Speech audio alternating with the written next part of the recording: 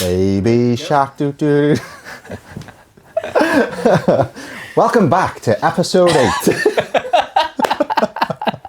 Before we introduce you to this episode's guest, who we're thrilled to be here with us, the first thing we'd like to do is shout out our beloved Miguel, who is behind the scenes. Yes, you heard that right. Shot by Mig B, who you can find on Instagram, who has recently deep dived into the photography industry and is supporting us with this episode. Would you like to say anything on that, Brian? No, come show your face. Come and say hello, mate. Let the people see you. Just give them a quick flash. Put a face to the name. Here he comes. Is there anything you'd like to add, Meg? No. Are you enjoying yourself? Cool. I am enjoying myself. Yeah, you're happy to be here? Very happy to be Are you enjoying the brownies? It was really good. I'll let Kelly know. Thank you very much. I gave her the recipe. Who gave her the recipe? No, I didn't know.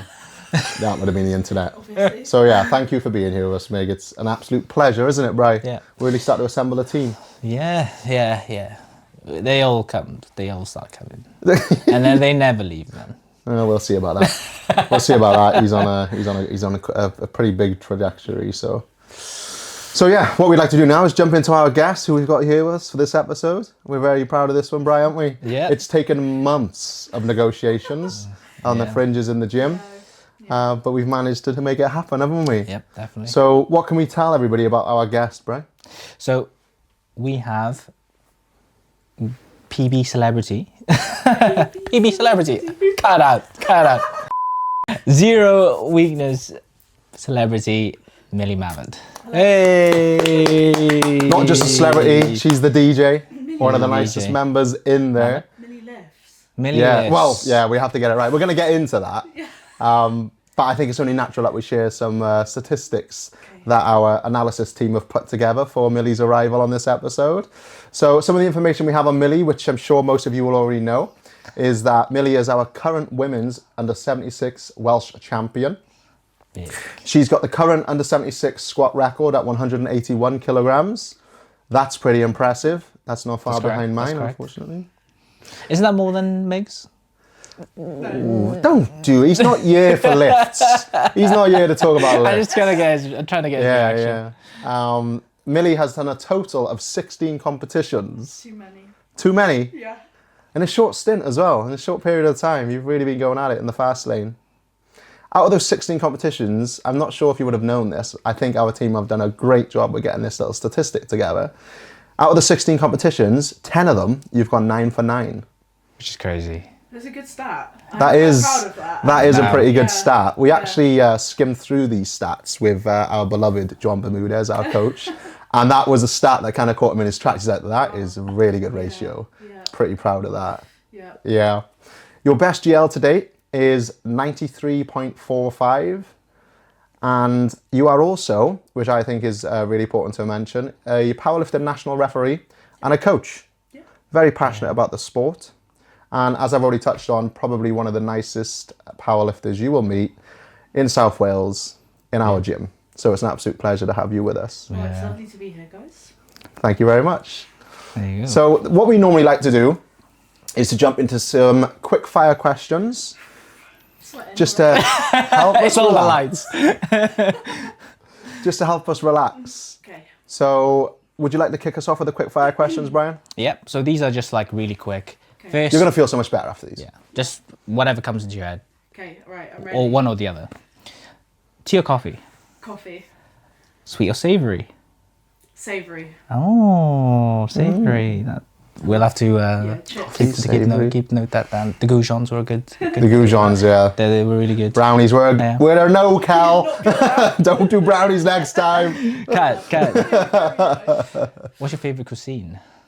Food cuisine. Chinese. Very Oh no. nice. Thai. Thai. Oh. Thai.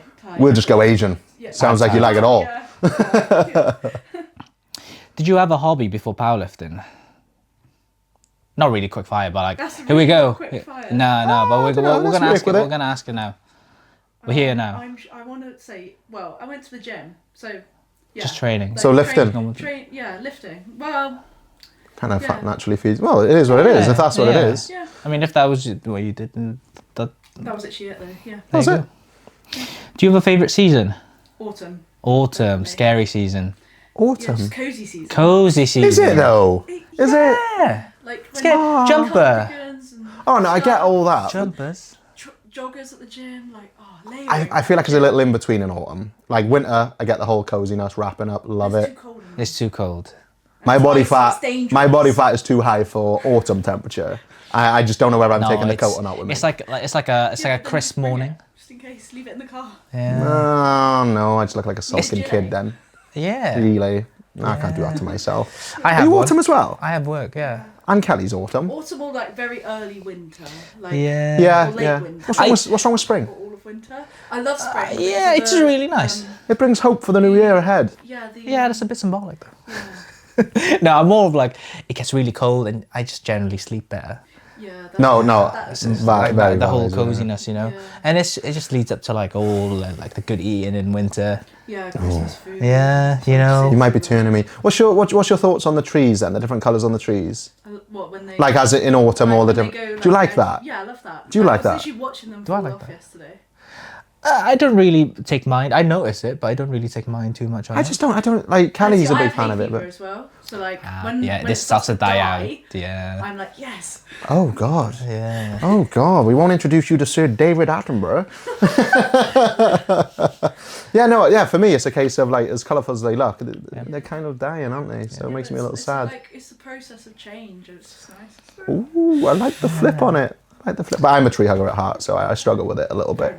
So Trees yeah. dying. We'll Not move good. on. Yeah. Yeah, you made that quite quick. Let's keep going, right? Do you have a powerlifting goat? Oh, One. yeah, I probably do. Whatever. but Whatever. Let's whatever comes let's up. make Yeah, it it's quick fire. an elite powerlifter, right? Because it's difficult when you're trying to think of the likes of myself. Yeah. But if you just go elite powerlifter, no, people always naturally gravitate towards me. But go elite powerlifter. Oh, sorry. Oh God, know what I'm gonna say now. Hmm. Oh.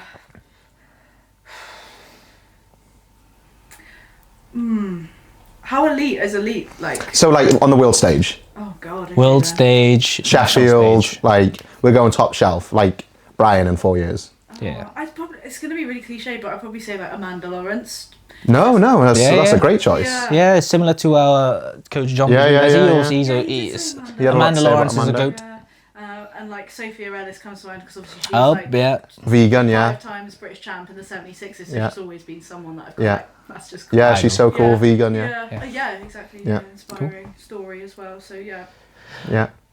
Do you have a specific song you listen to before a third deadlift? No, No. it's so varied. Just So play whatever. varied. Isn't it? Whatever So gives you pop. Give us a song. Depends on the mood on Give the us a day. song. Oh, okay. Oh, I need like to scroll, but I got this. I can't do this without my phone. Sometimes I listen to like The Greatest Showman before I go do like a deadlift. Yeah. That's a great choice. It's a very good song.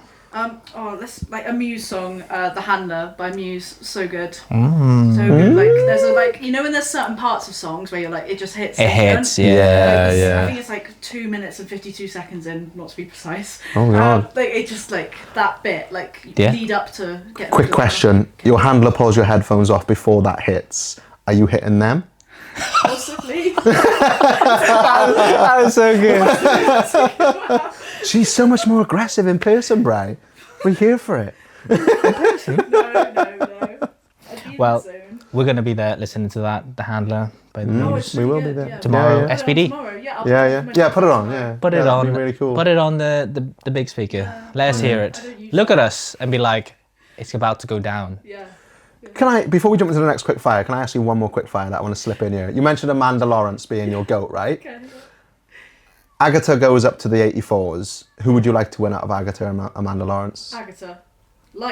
Agatha. Oh, because I think it's just like it's something new, isn't it? And I think it would also help Amanda and like it's Push just, a little it's just bit. fun. yeah, yeah. No, And I just that's think, fair. Like, it's gonna happen. At Competition. Some Yeah. Yeah, exactly. Yeah. Competition. Like so, you and Rhys yeah. Davis. Don't mention his name. We spoke about this. Do you have a favourite competition out of the 16 that you've done? Yeah, Open Nationals last year. Open National. That was a great competition. Yeah, That was a big really ones. good performance. yeah. Do you have a favourite superhero?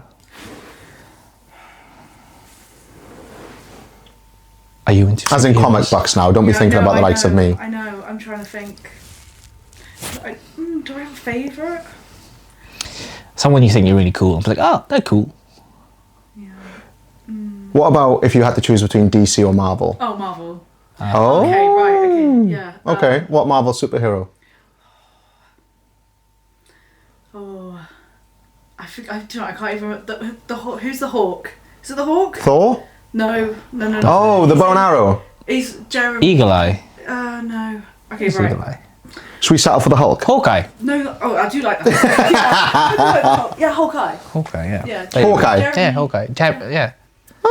Just like under the radar. Just gets it done. He's like not. He's not a He's main really character, cool. just gets it Yeah, done. he just gets it done. Yeah. That's good. I like that. That's fair. And then the last one we have is cats or dogs. Oh, this is hard because I was a dog person. Oh. But I've loved cats recently. Yeah. Like, they're not needy. They just get on They're more independent, aren't they? Yeah, probably, and less responsibility. Like dogs are a bit like children, aren't they? And They are. They are So very much. I'm gonna Yeah. say cat at the moment. Like, Have you got a cat? no, you But- have a dog, but yeah, But you see online, you'd be like, oh, that's a nice cat. yeah. Like That's cats are actually just very cute. entertaining to watch Yeah, as well. they're very Like, you know good. the cat reels. I stick around for. Yeah. No, I do love the thought of them destroying the curtains, jumping in the kitchen sink and eating food Are off you, the are you plate. not a cat person? No, I like all animals. Yeah. You are. You do.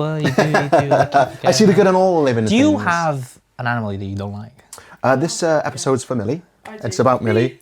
Snakes. Actually, she did ask in the gym, do you have any pets before I come around? And I was just like, no, we do not. And she was like, oh, thank God. I was like, would have there been a problem? Like, if you open the door and be a Rottweiler? She said, no, any dog, love dogs. Snakes, not for me. Snakes. Why? Is it a phobia? Oh, I think so. It's just you just don't want to be near them. No, I can't even like. When I was younger, and we went to the zoo once, and like I have to get to see the crocodiles in the zoo down in Devon where we used to live. You had to go through the snakes bit, but I had to like literally run through. And like one time, my friend's mum thought it was funny to like put like a twig on my leg. Oh. You haven't spoke to her since, have you? No, I actually haven't. That'll do it. That was a long That'll time do ago. it. That'll do it. That's how you break family ties. Yeah, I think yeah. it's more like an evolutionary thing as well, because obviously they're quite Yeah. dangerous, aren't they? So That could be nice. Yeah. I've got an interesting fact that's just come back to me. I've forgotten this one for years, right? This is interesting. So talking about animals that you potentially don't like, there is one animal that Sir David Attenborough does not like. Do you know what it is? Or do you think you could guess what it is? no. Don't know. You let me down here, Bri. It is a Shame. rat. The one animal he does not like is a rat. I mean, fair enough. I see reason. Seagulls. Is that an animal? Yeah. Yeah, I mean, for sure. yeah. But, I see. Clip I that. see. Clip I that see big. reason. She's done a 12-hour shift before getting here. But we can. Don't incriminate yourself. But no, I can see reason with rats. But you know, rats, seagulls, these are all things that thrive off of our mess. Some people say seagulls are rats with wings. Pigeons, they say that about. Oh, pigeons. Not a pigeon. But there's a sad story with pigeons. pigeons because we domesticated them. Yeah, we And we used them for like Sending mail messages. and everything. And then when we went email, we just no longer needed them. And now the poor things are roaming the They streets. don't know what to do with them. They don't know what to do themselves because they used to live with us so peacefully. Yeah. Do you know I judge cities by their pigeons? What? How like the quality of them? Yeah, the quality of their feet. You know, if they Give me the if- criteria. if they have nice feet, then it's a good city. You know. What? As in they got a pigeon salon in the city, or? No, it's just because they have feet. But like, Oh, I know. You get stumps, don't Then you? you get stumps, and then that's kind of like terrible. That tells you they're fighting for food. In the Yeah, city. they're fighting. You know, they're just really strict. It's a war out there. You Yeah, know. I feel But then for if you go to like Porto, Yeah. great feet. Do they? Yeah. The pigeon feet in Porto are great. Yeah. Call them pigeons. Well, there you have it. There you go. Fresh from Brian. When did you go to Porto? Last year. Without me, cheers. Okay, so now we're going to jump into the questions specific for you, Millie. You're going to absolutely love these, okay? So we'll jump into the first one. How did you first discover powerlifting? This is always a big one. Okay. This will be a big one. Yeah. Right, so after I finished my GCSEs at school, I started going to the gym as like something to do because I was playing football at the time. But Is this when you had black, dark hair? sort of around that time? Yeah. Oh, yeah. good What times. have you been looking at?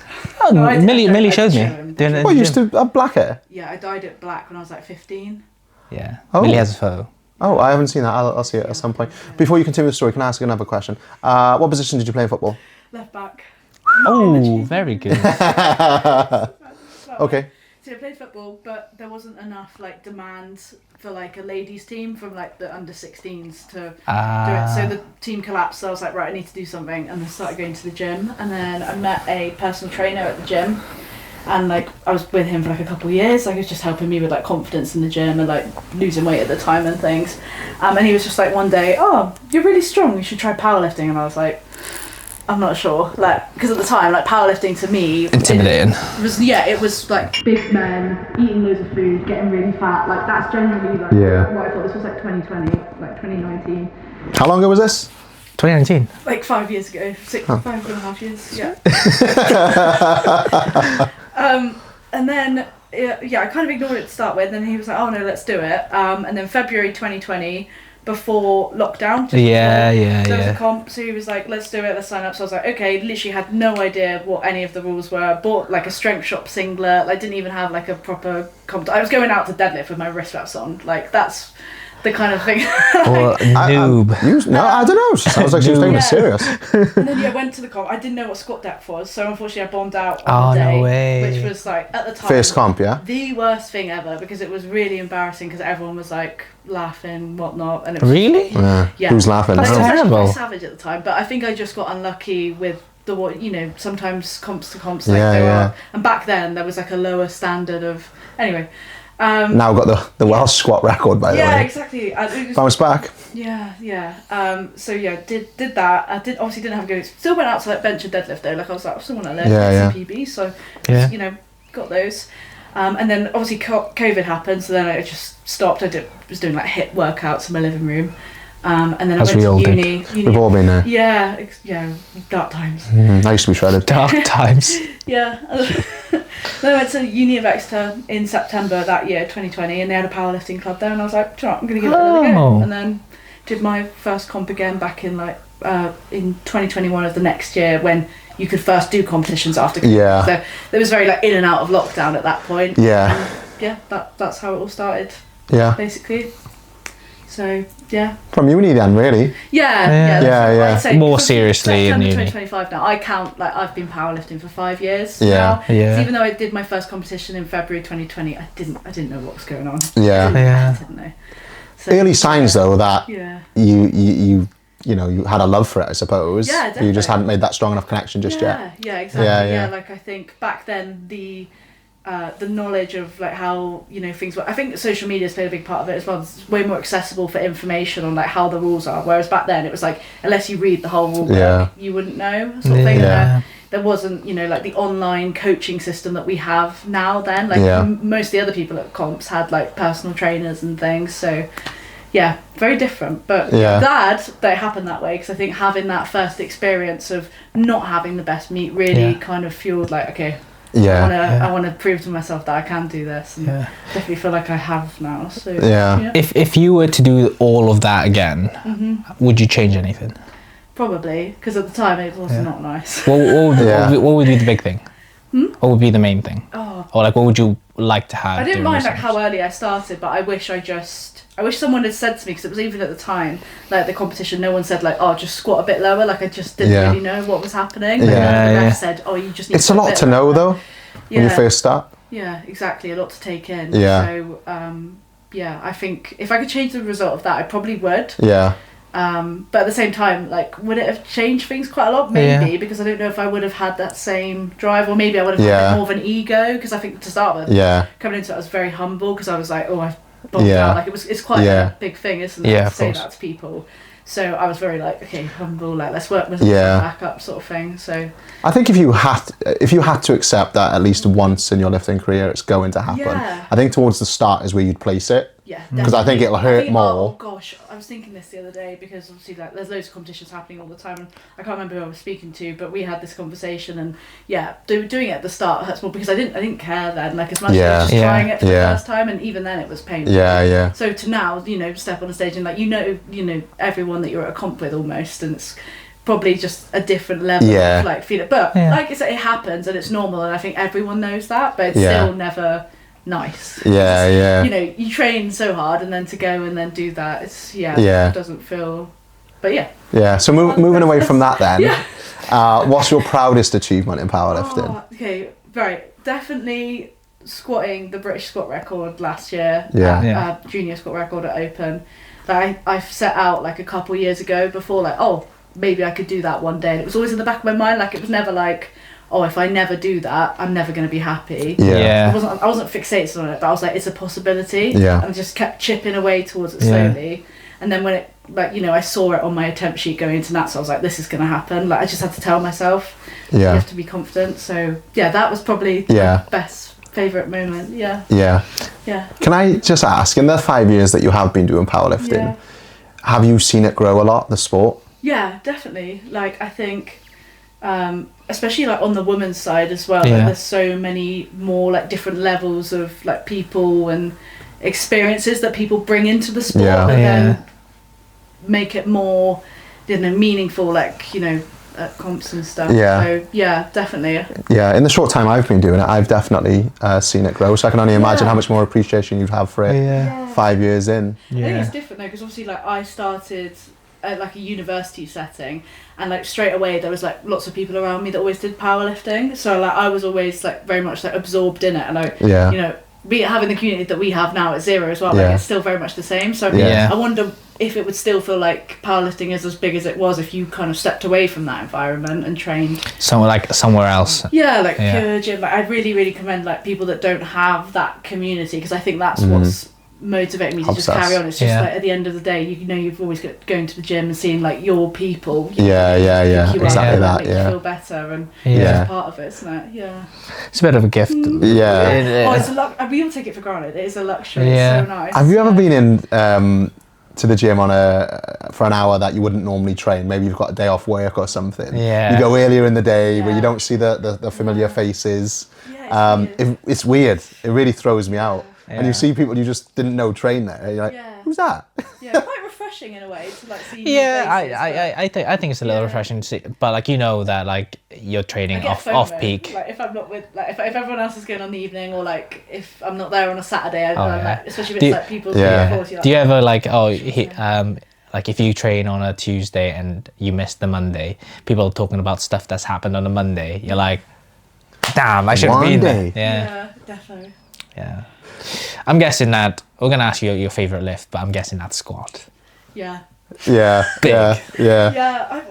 always loved squatting, and even before I started powerlifting, I was just like always squatting. Like even though I couldn't do the powerlifting depth, like I liked the movement, I enjoyed it, and then I think that naturally then is just.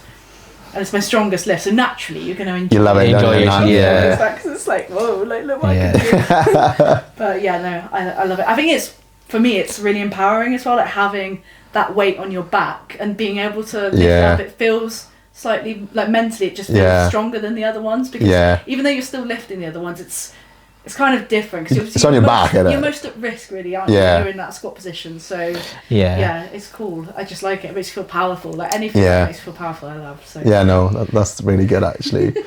We know you. Unfortunately, we know that you had a recent back injury. I think it was with your Welsh Champs prep, which you bounced back from amazingly. And you know, prep still managed to go quite well considering, and performance at Welsh Champs was still great. Obviously, this year's Welsh champion, as we've already mentioned. What advice would you give somebody who is right now potentially injured and they're trying to get themselves back to the platform? Before you answer that, what was the actual injury? Do you know what? We never really knew what happened. Like it was, you know, people were saying like possible like SI, kind of just small, like not fracture, but what like did you feel? What did I feel? Yeah, when you did it. It wasn't nice. So it was like. I was in doing the Romanian deadlifts, and I just felt like something in my like tailbone like disconnect basically, and like to start with it was fine. I dropped the weight because I was like, what the hell? I've never felt anything like that before. And obviously after you've like lifting for so long, you know when you've like done something that shouldn't happen. And then it was fine, but I was kind of like, I knew it wasn't going to be fine, and then like. After like 5 minutes, it was just like insane amount of like pain and like numbness in my legs, like to the point like I couldn't even.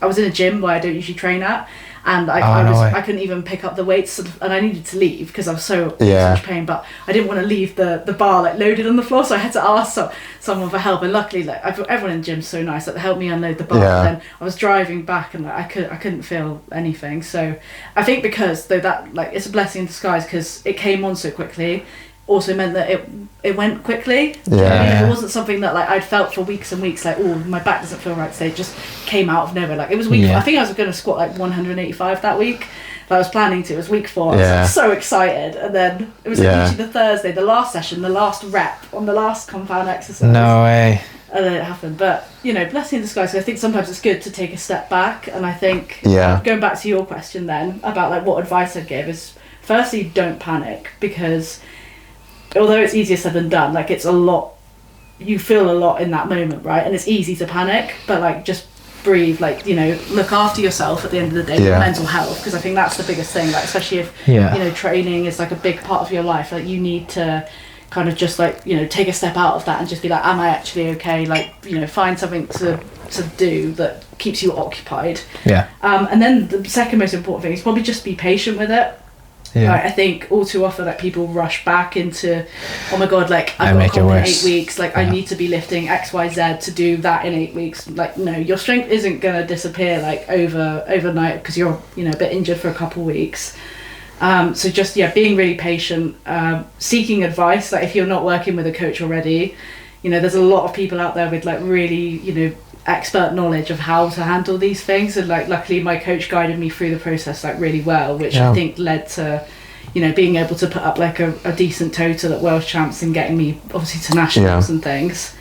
So that's probably the most important bits of advice. And then just kind of not panicking. Like I think in the moment things feel so much worse than they are because it's the moment, isn't it? But just recovery, things that control what you can control, basically, like food, sleep, everything, steps, like staying mobile, that kind of thing. And like I was quite lucky in that it wasn't anything too serious, but like I said, like with everything, even if it is a bit more serious, it's just really about being patient and being kind to yourself as well. Like you can't expect to go from like 0 to 100 like really quickly. You are just going to have to be patient and just be kind to yourself, basically. Timing is cruel. Week 4, right in that momentum. So it was like it was so good. But I think it looking back, even though I don't want to say I'm glad that it happened, because I'm not. This is horrible. But like I think like in the long term, even already I'm noticing like how it's made me a better lifter, and I focus on my recovery now more than I ever did before. Especially like having like a very sedentary job. Like you guys know that you have to look after like your body, because otherwise like bad things happen. So, it's important, and I probably just neglected that, and it's easy to do. So even if you're not injured, like guys, look after your recovery, okay? It's quite It's, I think every now and again I reflect on a weight that you can quite quickly dismiss, a weight that once was a little scary to you, a weight that you once couldn't do, and potentially now this same weight you're repping for 4 reps.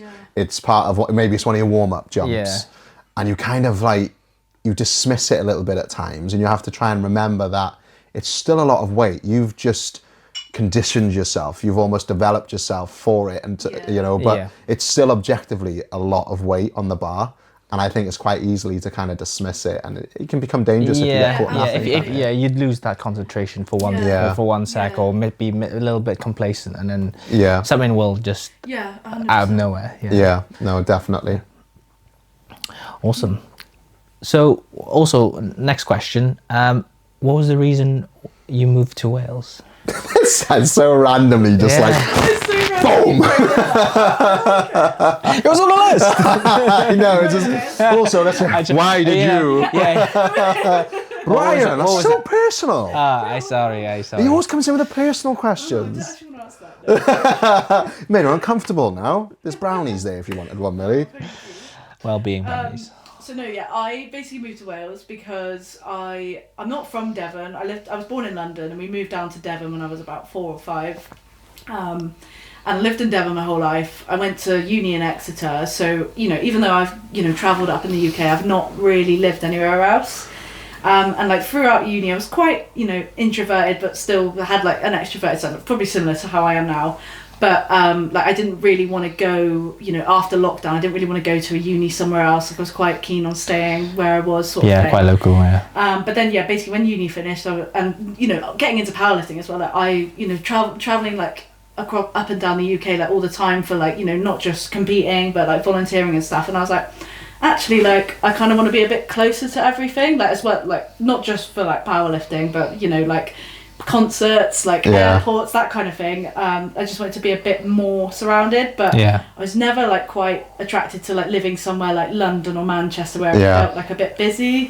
Quite. And then like within the last like few years before I moved, like I got quite friendly with quite a few people in like the Cardiff, Swansea area, and like, I've been quite a lot, and I was like, this could be nice. This could work. I had a job offer at the time in Bristol, and it was like very hybrid, so I was working from home a lot, and I was like, actually, I'm gonna just try Cardiff because I didn't really want to live in Bristol either because of the busyness again. And Cardiff felt right because it was like you had the city centre and everything, and the airport, and not that I've used it, but, you know, just in case. It's there. It's there when you need it, you know. Exactly. So London, Bristol, Manchester, busy cities. Yeah. Are you saying Cardiff's not a real city? It's a real city. It was more like countryside. Like, I know. It's there's plenty to go around. Yeah. Also, it's like you got the seaside, Exactly. and you can go up to Nice Brecon balance. Beacons if you wanted to, so you see the countryside that way. And then it was, you know, not too far away from home either. Like it takes, when I go back down to Exeter, it takes about an hour and 45, 2 hours to get there, so it's quite manageable. And then likewise, if I'm going further up, like, you know, to Cheltenham or even further, it's like an hour-ish. So it's quite a convenient. Like, weirdly central for you, and ticks everything. Like, anyone like up north would be like, "What are you talking about? Why have you gone into Wales?" But you know, it's nice. I like it. I've enjoyed living here so far, and it's good. I guess as well. Like I don't want to say it, but like the, you know, powerlifting gym, like a good one, was really important to me. Like even when I trained at uni in Exeter, we didn't really have, you know, the best gym. Like we had like kit, like calibrated plates and stuff, and that was fun.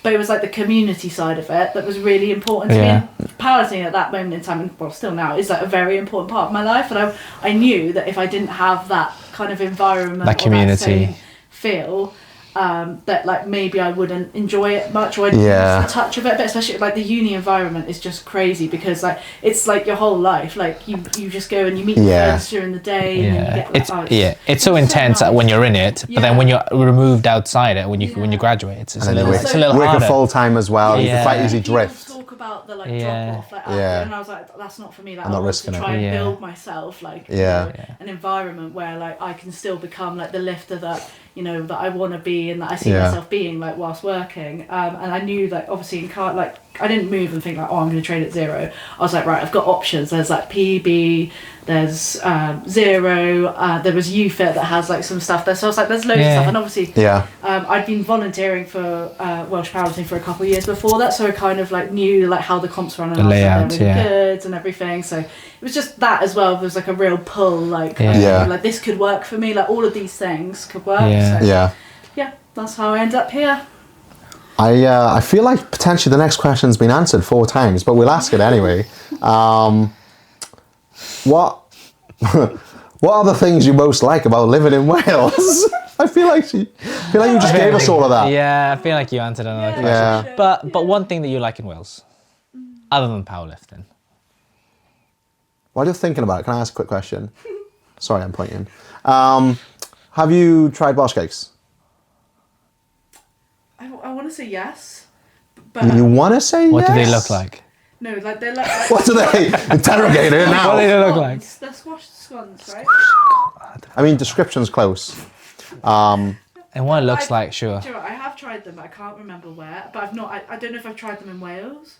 Chocolate chip or raisin Oh. in the ones that you think you tried? Wait, what do I prefer, or what do I like? What? most? So What you're should it saying be? you think you had one? What was it that was in there? Do you remember? I think it was raisin. I think, Traditional. I think she had a chocolate eclair and she was getting it mixed up.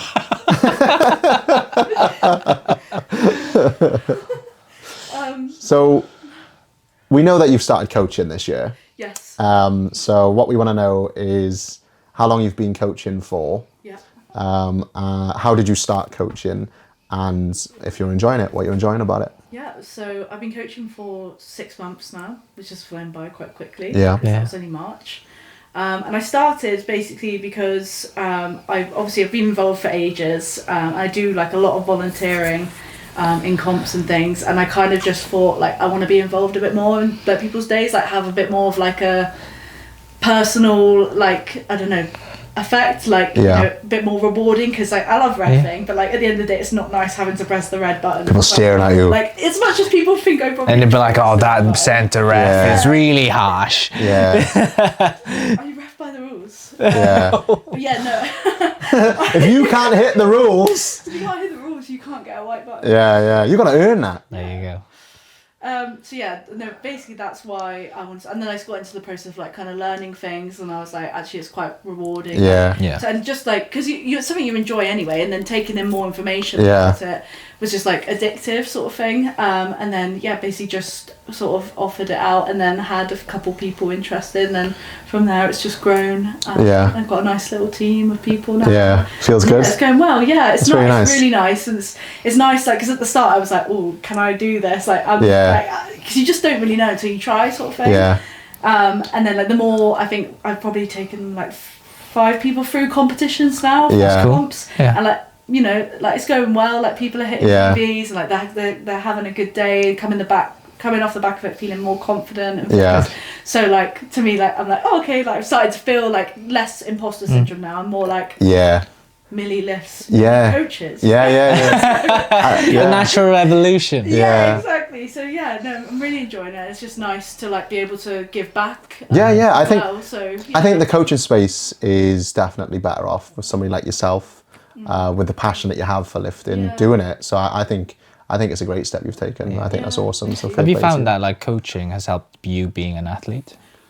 Ooh. Because I always find that like when you teach something, you generally further your knowledge. Take things back. Definitely. And I think like, especially because like a lot of the people that I work with are like, you know, more towards that like beginner stage or like early couple years, it kind of helps me like refocus back on things that maybe like I've forgotten about or not paid as much attention to. 100%. So definitely. Cool. Yeah, nice. We know from our analysis team that you have 20,000 followers on Instagram. Whoa! Which is a high number. Like I struggle to count to 10, never mind 20,000, okay? So we know that you have 20,000 followers on Instagram, and many people would refer to you as an influencer. So the question that we'd like to ask you is, what advice would you give to people who are maybe looking to grow their social media following? Okay, so, I think the most... My notepad and pen gone. Yeah, no. We need to get up there. Write that down. It's after you somewhere. Remember pen. I think the most important thing is probably just to start posting. Like, I think, you know, like naturally it's always scary at the beginning because like, you know, you're putting your life out there. You feel very vulnerable, you feel very judged, and the thing is people will judge you no matter what you do. So like if you're going to do something and something's going to come off of it or you're going to enjoy it, do it. Like nothing else matters really. So just start, post, you know, be authentic. Like I think, you know, too many people try to fit into molds on social media. Yeah. There's so many different interests and passions and perspectives that people enjoy, you know, like listening to people talk about or share and things. So just being yourself really, and experimenting as well with like different types of content. So like whether that's, you know, like photos or like reels, like there's so much you can do now. Like I haven't even like, I delved a bit into YouTube, but like YouTube's brilliant because like, you know, like everyone watches YouTube. You guys watch YouTube? We're on YouTube. Yeah, we have our own channel on there. YouTube. Yeah. I mean, you're watching on YouTube. Subscribe. You're tuning in to the Loaded Plates channel on YouTube. Yeah, we might have heard of it. So I think it's just like experimenting and like, you know, as well as that, it's being consistent. Like I think at the start, like too many people think like, oh, if I start posting, like I'm gonna, you know, be an influencer, like these brands are gonna approach me and things, and like it is like a, you know, it's a lot of work, so you have to be consistent. And I think a lot of the time as well with that, people overlook quality. So, you know, it's not just posting every day, it's posting, you know, like good content every day that like, you know, people are gonna take something that's going to have like a purpose. Like, is it going to entertain? Is it going to inform? Like, is it like an aesthetic thing? Like, you've got to kind of fit into those pillars. Yeah. Like, there's so much that like goes into it that people don't even really like think about. Yeah. So, but yeah, I think the main thing is just to start. Like, Yeah, and yeah, from yeah. there you can really work out like what works for you and when Yeah. you even enjoy it. Because like, at the start, when I started posting on Instagram, my account wasn't Millie Lifts. It was like Fitness 18. Yeah. And it was that's literally the username. It's like where you know your old emails back in the day when you create. Yeah, yeah. But like Swansea Boy 2K10. Yeah. That reminds me, I had an old email address, right? Get abs or die trying at gmail.com. Still active. It's still active. Well, I don't use it, but it must still be. Have you had abs? No. You better trying. Yeah, I know. But yeah, just start and then you'll find your feet from Yeah. there, I think. And I think there's loads of content out there now and pages to like help you, and you know, like if anyone ever has any questions, they can always ask me for help as well. Like, I wouldn't, say I'm a big influencer, but I know a thing or two. You're very approachable. Yeah, definitely. And, like, I like to, give advice. You definitely care about the well-being of others. Yeah. I've actually got something that's just come in. I hope you don't mind me asking this question, but I'm going rogue with this one. Okay. So, go rogue. We also know that you're a MyProtein sponsored athlete. Yes. Yeah. So, what I'm interested to know, what? Well, I'm not something fresh off the press. Let's just clarify. I'm not sponsored. What is it? Oh, okay. I'm a MyProtein athlete, so I work with them. Yeah. It's more like an affiliate thing. Yeah. So I don't get paid like monthly to post about MyProtein. But Yeah. I'll get money based off like how many like sales that I do, and then like products off the back of that as well and things. So shout out your code. So yeah, let's get it plugged. So people can support you by using your code and and it helps. It goes a long way. So yeah. So if you are using MyProtein, please use Millie's code. If you want to support her and you like everything that she's about. So with regards to that then, are there pressures that come with that? Yeah, definitely. Like, I think, because I've got to be careful what I say, I feel like, but if Zoom in on this one. No pressure. So There's the nervous. That's literally me, right? But yeah, no, I think, like, there's an expectation. Obviously, I've got to post about the brand and the products and things, and I want to be authentic with my platform. Like, I was just getting into that. Like, I never started posting on my account because I wanted to get branders. I posted because I wanted somewhere to log my training and like share my thoughts and feelings, and that's still kind of how I view my account now. So like, I would never want to post something just for the sake of it's because I work with this, I want to get this money or something. So I think like that's a pressure, like making sure that I'm still being like really authentic and letting that side of things kind of overtake it. Yeah. Because I think like you can really get consumed by that, and then that's when you kind of lose your touch, and then it kind of consumes you a bit more than why you started in the first place. So what we've made it pretty clear, haven't we, Bri, that we're in the market for a sponsorship with A7. What advice would you give us on kind of getting that into position? I think like you've got to make yourself visible. Yeah. Mm. So that's... What, like go and knock on like the CEO's door or something? No. No. Straight to danger. Do not do that.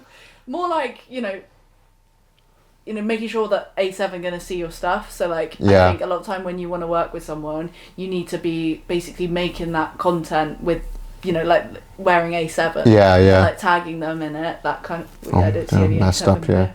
Don't say it out loud. Socks have got A7. It's as an example, we could be any brand. Yeah, exactly. Yeah. So just making yourself visible. Try to save us there. And I think again, like not fitting into molds, like seeing, like I think.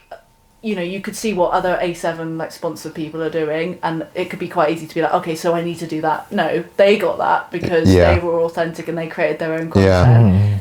That's exactly what you should do with your own content. Yeah. See what I mean? Yeah.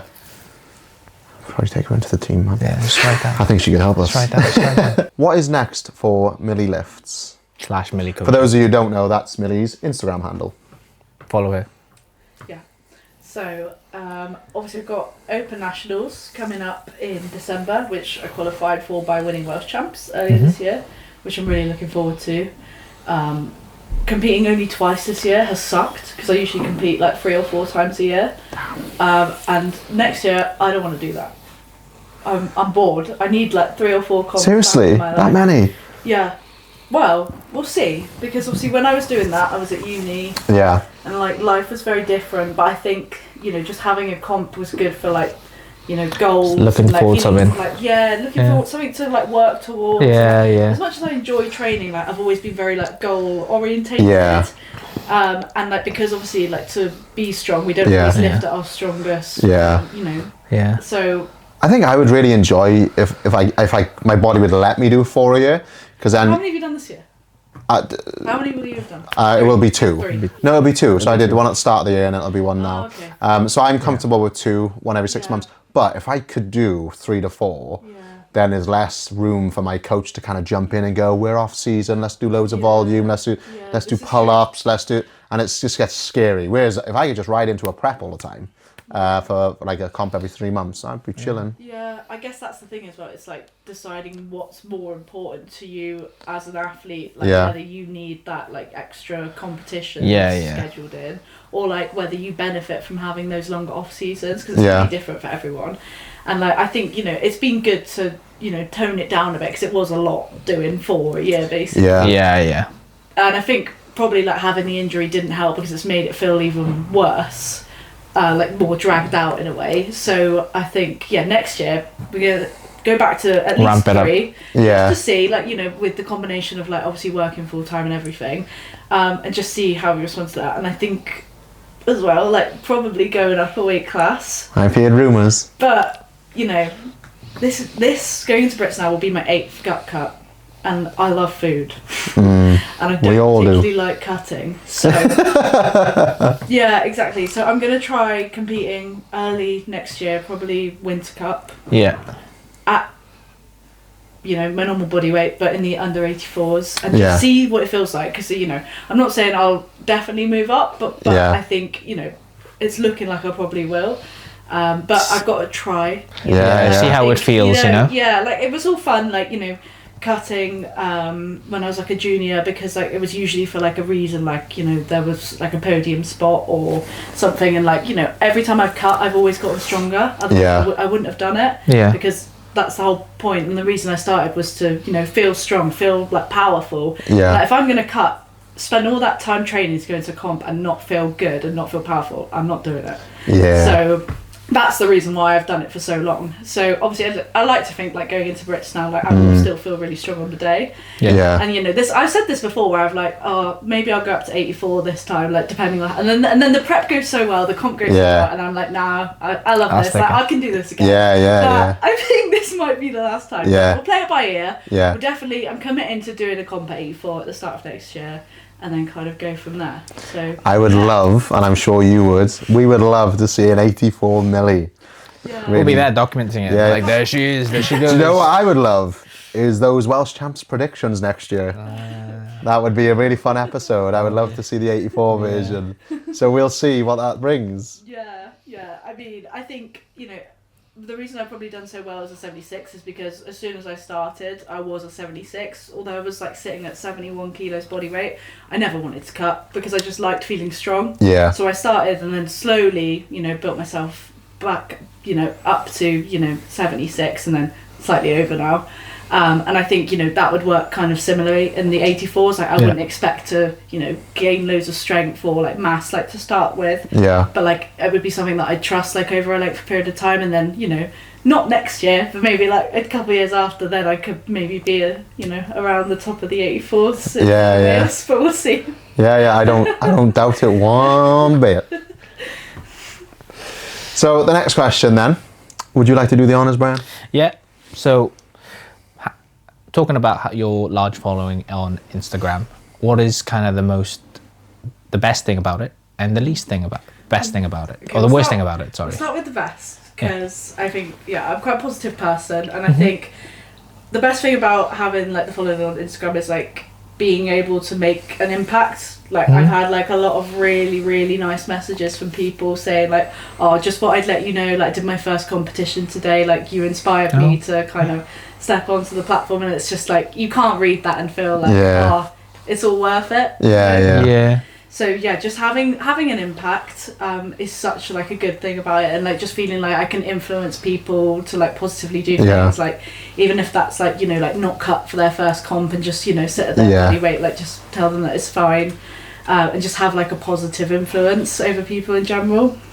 And then I think I'll add to another positive thing as well. I think it's just nice, like, you know, being comfortable enough to like share your life with that many people. Like I was at like a point like when I was younger, and I think we all go through stages like this where you don't want to like share things with people, like, you know, like, oh, what if they judge me, and like just to go from that to being able to post like kind of, you know, freely or whatever you'd like to share with people on an account with that many followers, it's like, it's quite freeing, isn't it? It's like a milestone moment. So I think that's more of like a personal reward, whereas like then I get the other side of it of like feeling like I've really had an impact on people's powerlifting journeys, and just meeting so many lovely people as well.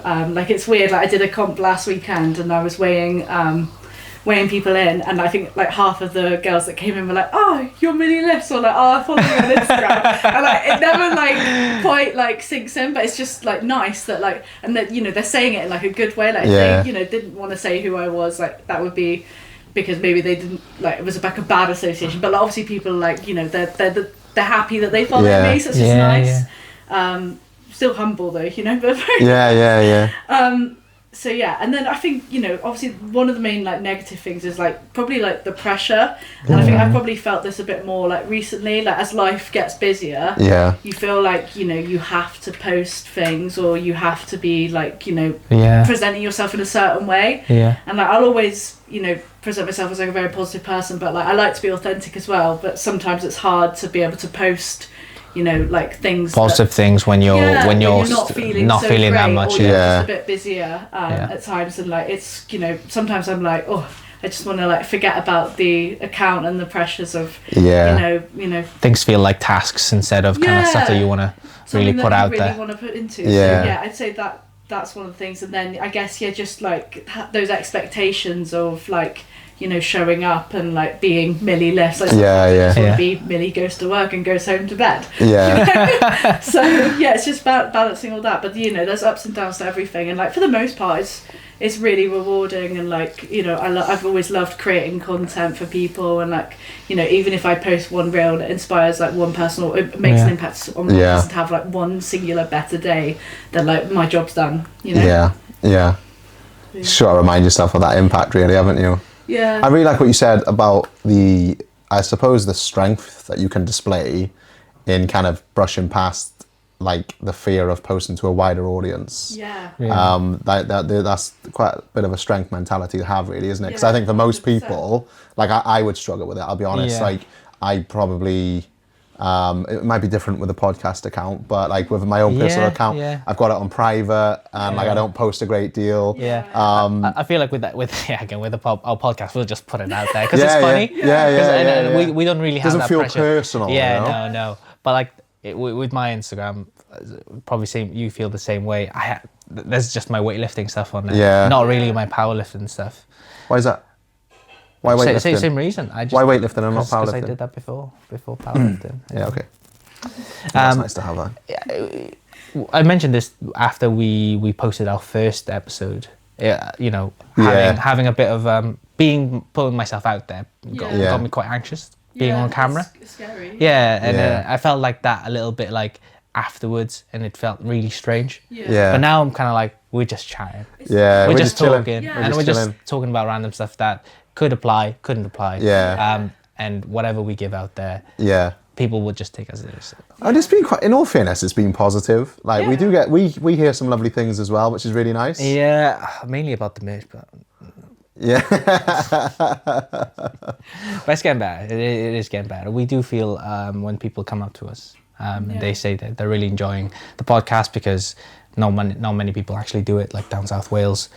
We keep it down in South Wales because we want to mainly emphasise on the local kind of community, definitely. which is great. It's really nice. I have nothing but positive things about the podcast. You don't have to say that to us just because you're here, Millie. Until we see a local person with a loaded plates tattoo, we can't believe it. Imagine somebody showed up a tattoo now. oh my God. It's like, oh my God, don't My look. head's so much bigger on that tattoo than in real life. Don't look. They did it.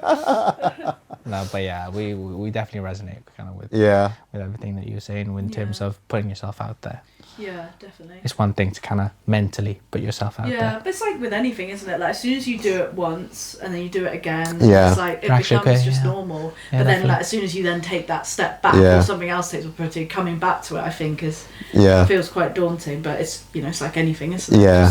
Just practice. I think you do get to a point, don't you, where you do realise that you'll always have people that say things that won't probably it won't always be positive. Yeah. That's going to happen regardless. Yeah, exactly. And the minute that you realise that if, like someone's making a comment on you or what you're doing, the minute you clock that it's their problem and not yours, Exactly. that is a game changer.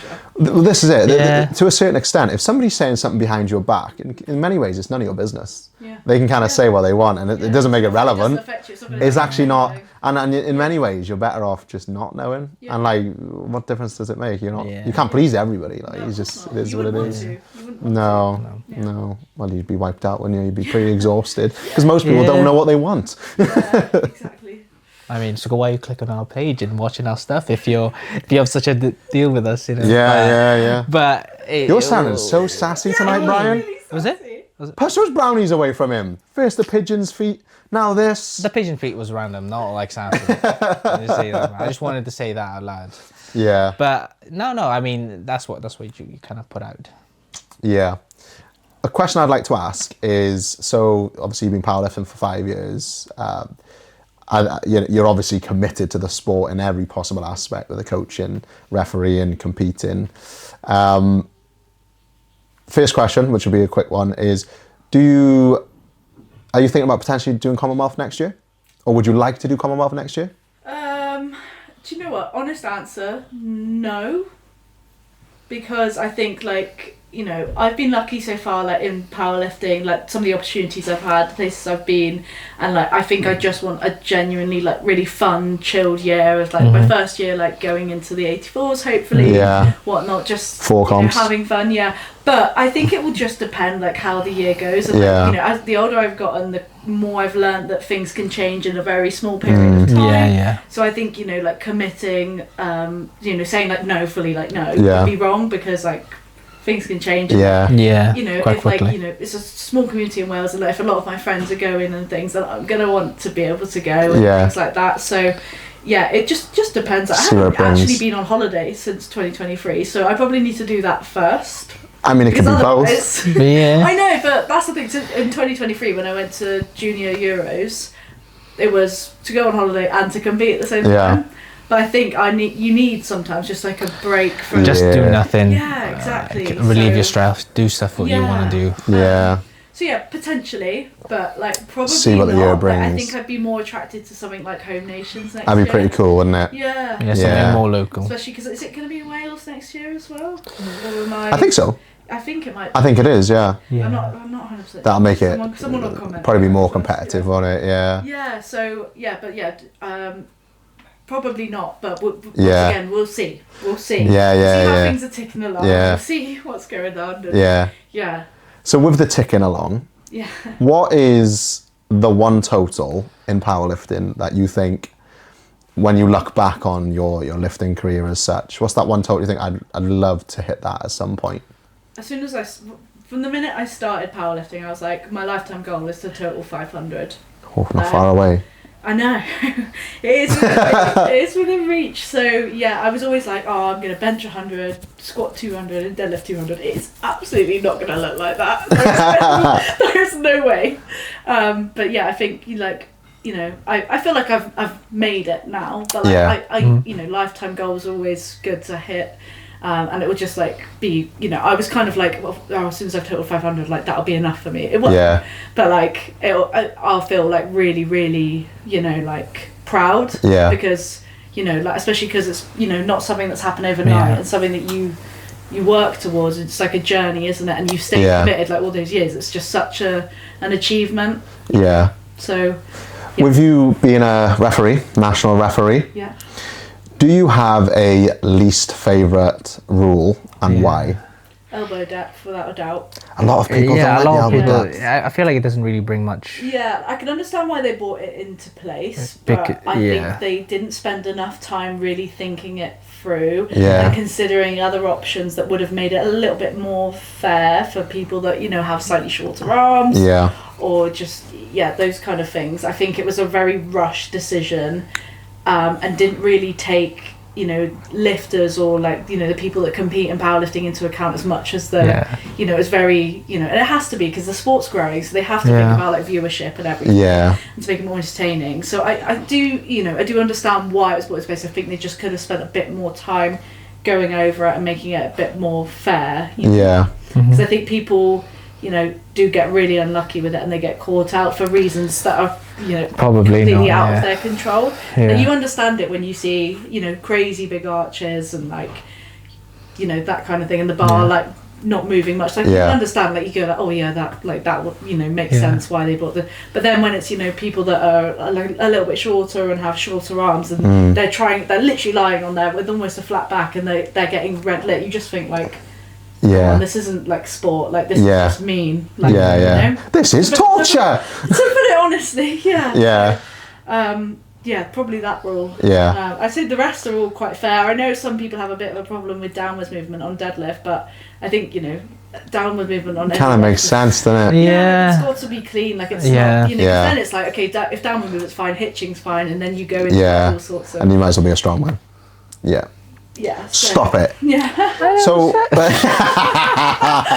So we got one more question, Okay. and then we'll look to wrap up, right? So this is something that's like recently been on my mind. So on deadlifts, why do conventional deadlifters hate on sumo deadlifters?